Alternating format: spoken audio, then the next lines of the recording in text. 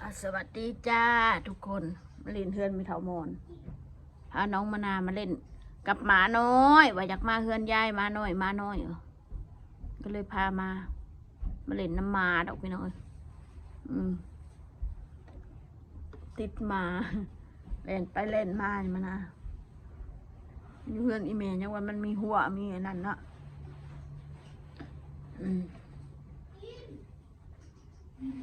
ก็สิบ้านเอาพุ่นคอมเมนต์พวกกระเจ้าเว้าใส่ข่อยชุ่มข่อยหายใจถิ่มไปวันๆนี่นะไผมันบ่หายใจถิ่มไปวันๆบ่คู่มือนี่ฮะว่าปานว่าคนอื่นนี่เงินเดือนเป็นล้านเป็นแสนจังสิว่าหายใจแล้วมีแห้งเขาหายออกก็มีแห้งหายเข่าก็มีแห้งมันยากได้เงินล้านเงินเดือนล้านเงินเดือนแสนนี่นอกจากพวกกันนักธุรกิจนอกจากพวกเขาขายของออนไลน์นาทีหนึ่งเป็นล้านอันทราบว่าพวกกันประชาชนธรรมดาคือเฮานี่มันก็บ่แตกต่างยังก็หายใจถิ่มไปวันๆเงินเดือนกับ10,000 กว่าบาทบางคนฮอดบ้านเขาแห้งบ่ได้ซับประเทศลาวเงินเดือน10,000น่ะบ่ได้เลยข้าราชการก็ได้4-5,000มีแต่นั่นแหละพี่น้องเอ้ยเขาเบ้าขึ้นอยู่ที่ใจหายใจไปวันๆว่าใส่คำเบ้าคำจาเล่นจนเหือย่อยเหือหยั่งเลย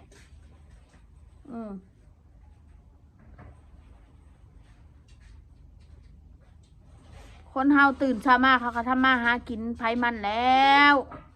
มันแล้วแต่ถนัดไผถนัดมันพวกคุณนี่ดังเนี่ยกับพนว่าพวกคุณนี่ดังในเรื่องที่แบบเรื่องแย่ๆนะแบบนี้ชีวิตก็โอ้ยข้าอยากว่าพี่น้อง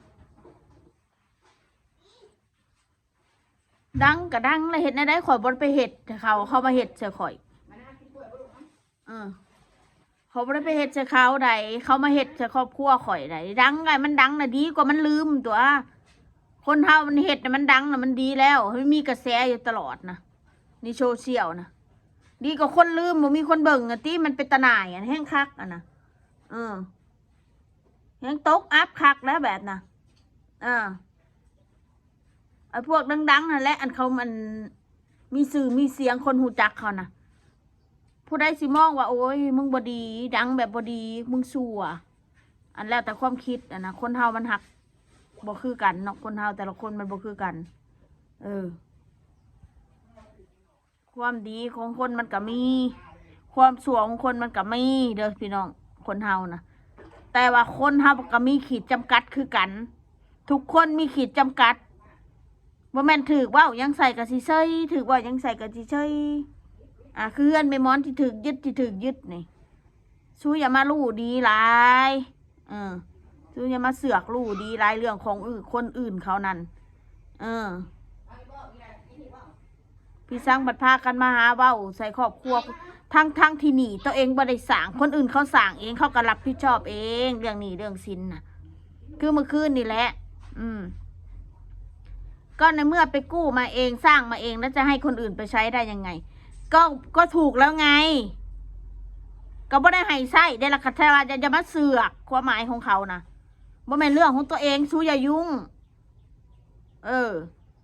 เขาสิกู้หนี้ยืมสินกับเรื่องของเขามีเครดิตละวะเขาจังกู้ได้ทำไมต้องให้คนอื่นไปใช้ให้ด้วยล่ะเอ้าใช่หรือยังล่ะแล้วทำไมต้องมายุ่งเรื่องของคนอื่นเขาแล้วคนอื่นเขาเป็นหนี้ฮะนะเป็นยังพวกคุณถึงมายุ่งถามพวกคุณแน่พวกคุณเป็นอะไรพวกคุณไปพูดเพื่ออะไรอย่าให้คล้ายหน้าอย่าให้อับอายบอกโอ้ยมันบ่มีแต่อีมนกับบักเผ็ดเด้อเป็นหนี้ในโลกไปนี่ฮะเยอะแยะคือสิบอกไว้ให้ซะ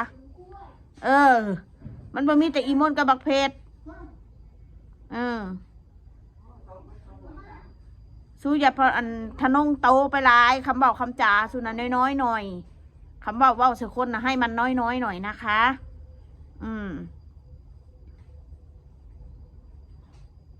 หายใจถิ่มไปวันๆแบบปฏิโทถ้ากูหายใจถิ่มไปวันๆกูสิบปิดชีพกูถิ่มให้มันแล้วซะอยู่ไปกับบ่มีประโยชน์ถ้าสิเบ้าคือซูนะ อยู่ไปก็เป็นภาระของคนอื่นเขา ปิดชีพตัวเองซะสามพ่อแม่ลูกนี่พูนไปโดดสะพานพูนไปพูนแล้ว ถ้าคิดคือว่าอันสิ้นคิดเอาคำเบาของซูมาเป็นบันทอนจิตใจกูนะกูคือสิอยู่บ่ได้ดอกเราคูมือนี่กูน่ะมันซ้ำใดแล้วจิตใจกูน่ะมันกลายเป็นด้านชาไปหมดแล้วกับคำเบาดูถูกดูหมิ่นของพวกมึงอ่ะกับการกระทำของซูเห็ดสกูแต่ละมือแต่ละวันนะกูสิบอกไว้ให้ซะเด้อมันด้านชาไปแล้วกูเสียทรัพย์สินกูก็ยังบ่ได้เสียใจกูก็ยังคำสิว่าบ่เสียใจมันก็เป็นการโกหกเนาะพี่น้องก็สิเสียใจอยู่หั่นแหละมันเฮ็ดยังบ่ได้ล่ะมันมีแต่ลุกขึ้นสู้ว่าซั่นซะคนเฮานะคิดเสียใจได้คิดท้อได้แต่คนเฮามันต้องชีวิตมันต้องดำเนินต่อไปมันต้องกินต้องใช้มันบ่แม่นสิมาอยู่แค่นี้คนเฮากินมื้อนี้มื้ออื่นก็ต้องกินมื้ออื่นกินมื้อฮื้อก็ต้องกินคือใช้เงินนั่นแหละซื้อมื้อนี้เบิดมื้อนี้คนเฮามันไม่ได้กินมื้อเดียวคือสู้ว่าแหละเดี๋ยวนี้กินประหยัดเนาะเดี๋ยวนี้ไม่เห็นกินเหมือนเมื่อก่อนเดี๋ยวนี้กินประหยัดกูมีเงิน500ให้กูกินเบิด500กูก็บ่นะแล้วมื้ออื่นกูสิกินยังซะมื้อนี้กูกิน100มื้ออื่น100มื้อฮื้อ100มื้อตึง100 500ก็ได้อาทิตย์หนึ่งคนเฮาส่วนอะไรอันนั้นว่าพุ่นประหยัดแล้วว่าเปรียบเทียบบ่มีไผดอกกินใส่เงินมื้อละ100เดียวนี่ค่ะใส่บ่ได้แล้วมื้อละ100นะยังขี่ไล่ยังต่ำๆก็มื้อละ300 บาทแล้วนะคือซุ่มข่อยนี่เฮ็ด YouTube แบบนี้เน็ตก็ต้องเติมเฉพาะเน็ตก็มื้อละ100แล้วขนมลูกอีกลูกก็ต้องกินข้าวต้มขนมแต่ละมื้อน้ำมันรถก็ต้องเติมต้องใส่แนวอยากแนวกินหมักพริกปลาแดกแป้งนัวล้วนทุกอย่างต้องใช้เงินหมดถึงเฮาสิจนมันก็บ่ได้ถึงขนาดนั้นจนว่าบ่มีกินเลยมันบ่แม่นอย่างน้อยก็มีข้าวกอกหม้ออยู่ดอกปลาแดกปลาตำก็มีให้กินให้จำอยู่เว้าขึ้นหายใจวันๆว่าปะโทถ้าหายใจเป็นวันกูก็ปิดชีพไปละถ้ากูขึ้นว่ากูอยู่ละโอ้ยรายได้กูก็บ่มีเลยบาทหนึ่งกูมีลูกก็ต้องไงเรียนก็บ่ได้เรียนโอ้ยถ้าสิมาคิดคือซูน่ะตายพอดีแหละคำเว้าของซูน่ะมันเป็นคำเว้าบั่นทอนจิตใจคนเว้าให้คนขึ้นเขาก็ขึ้นคนคำเว้าน่ะมันแหละมันเฮ็ดให้ขาคนตายนะกูสิบอกไว้ให้ก็เด้อถ้าคนจิตใจบ่เข้มแข็งพอน่ะโอ้ยคือกูเนี่ย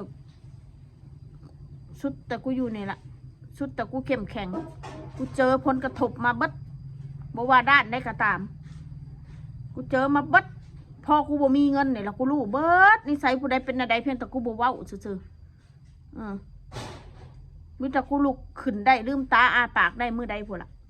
ตอนนี้กูบ่มีสิทธิ์มีเสียงเว้ายังทั้งสิ้นตาได้กูบ่มียังนะถือกับเป็นพิษนะกูนี่จะบอกไว้ให้คนอื่นพิษกับเป็นถือโลดอาปากไว้บ่ได้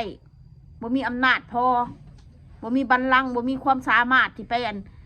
ปากเสียงกับไผได้เลยแม่นคนอื่นเขาสิมากินของกูนี่เขาคนที่มากินกูนี่ก็ยังดีกว่ากูว่าซั่นซะเขาก็ยังย่องคนที่มากินกูฟรีๆนี่แต่ถ้ากูอาศัยของคนอื่นหน่อยหนึ่งนี่ป้าต้องเป็นผิดเป็นไอเป็นเดือดเป็นร้อนไปหมดเลยว่าซั่นซะคือกันกับรถนี่คือกัน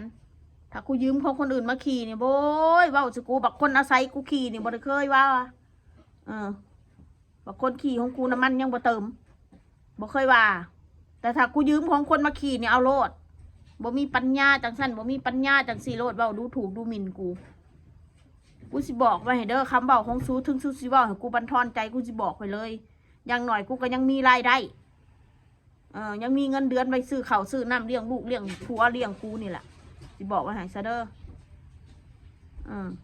ถึงผัวกูบ่ได้ไปเฮ็ดหยังแล้วก็บ่ได้นิ่งเดียวดายเด้อ